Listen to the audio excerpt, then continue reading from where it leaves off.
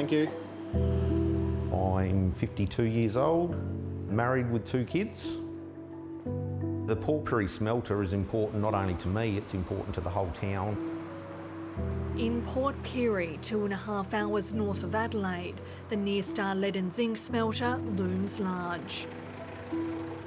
My name's Grant Patagna. I've worked at the Port Pirie smelter for 32.5 years. My dad did his apprenticeship on site, and my grandpas both did stints down at the smelters as well, so 3 generations. But Near-Star has warned without significant taxpayer support, the plant along with the company's other zinc smelter in Hobart aren't viable. Almost 1,400 jobs are at risk across both sites. Everyone is concerned. If the smelter closed, Port Pirie would basically become a ghost town because the town is here because of the smelter.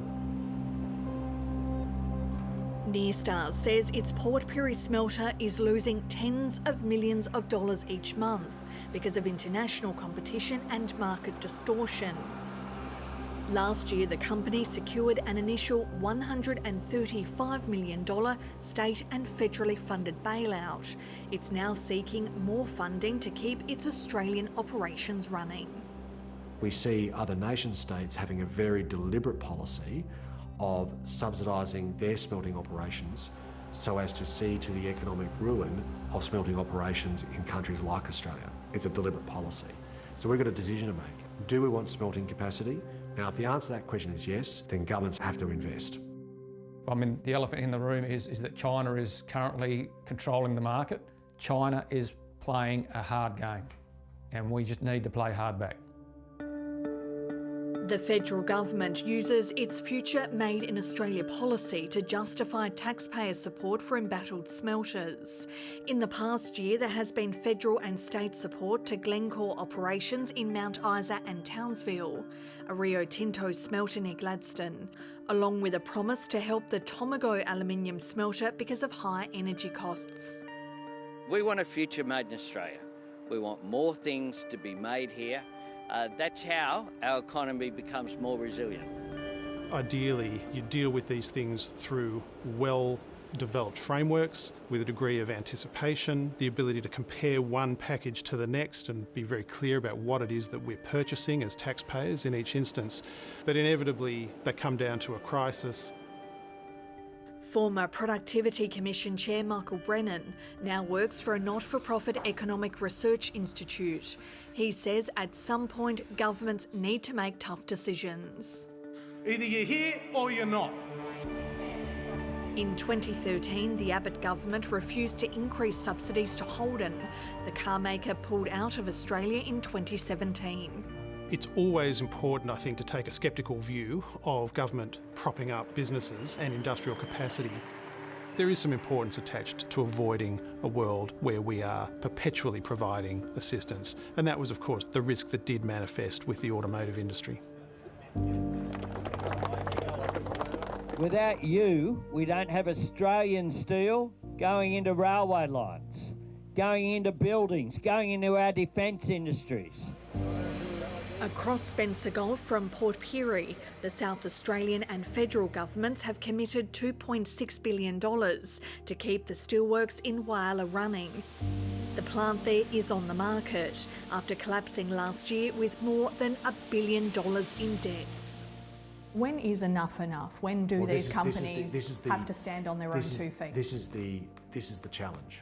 Our very clear plan in Whyalla is to support it through a transition to get it to a point where it's able to produce steel for the country and stand on its own 2 feet economically and commercially. We in South Australia can produce this critical mineral and metal in antimony unlike anybody else. South Australia's Premier hopes Near-Star can also become self-sufficient, with a feasibility study underway to upgrade the Hobart and Port Pirie smelters to produce sought-after critical metals, including antimony.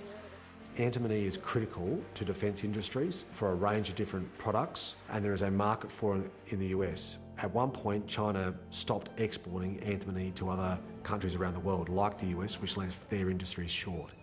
In about a year from now, we'll have so much critical mineral and rare earths that you won't know what to do with them.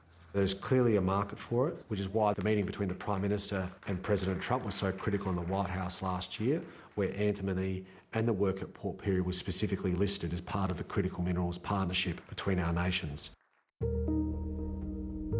The Premier won't say how big a bailout Nyrstar has sought from the South Australian, Tasmanian and federal governments this time. Nyrstar's parent company, global commodities giant Trafigura, last year posted a US $2.7 billion profit. They are a very profitable business, and fair enough. But they're also profitable because they make hard-headed decisions around what is commercial and what isn't. So they've got you over a barrel? Well, they'll make their own commercial decision. I think it's very hard to know whether we're getting value for money. It may be that when we look back on the range of deals that have been done in respect of these large-scale industrial facilities, that we will think maybe one or two we perhaps should have said no to. Grant Patagna says he understands why taxpayers may question the value of supporting Nyrstar, but he says too much is at stake to let the South Australian and Tasmanian smelters close.